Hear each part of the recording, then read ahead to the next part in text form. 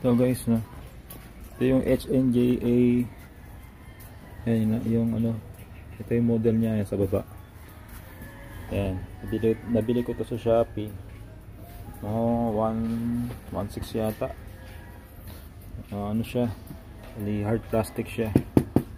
Yan, para siyang alloy.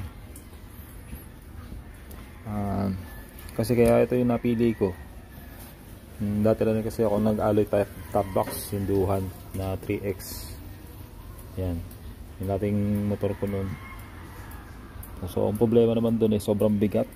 Nasa 6 kilos yata yun. Hindi katulad nito, very light lang siya. Hindi siya malakas sa gas. Kasi naranasan ko rin yun dati na sobrang lakas sa gas talaga. Yung umihigop talaga ng gas yun. Ano, pag may dala ka pang ano, medyo mabigat na ano, lalong mabigat. Hindi katulad nito, pakagaang. Meron na rin siyang single lock. Kasi yung lock niya sa loob, ito. Ayan. I-screw mo siyang ganyan. Ayan. So, meron na rin siyang leather na ano, upholstery. Tapos may zipper pa. Maganda rito may zipper. Ayan. Pwede mo lagyan ng mga ano mo dito, yung mga ORCR, lisensya, mga mahalagang papel. Ayan. 45 liters nga pala to mga paps. Ayan.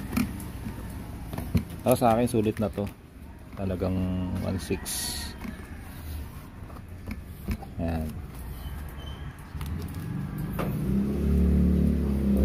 Meron pa siyang damper ngayon. Damper pa siya.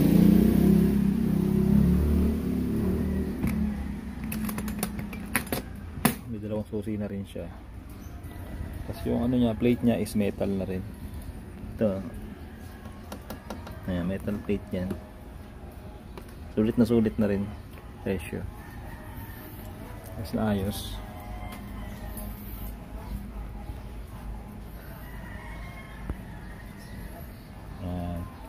Lambot.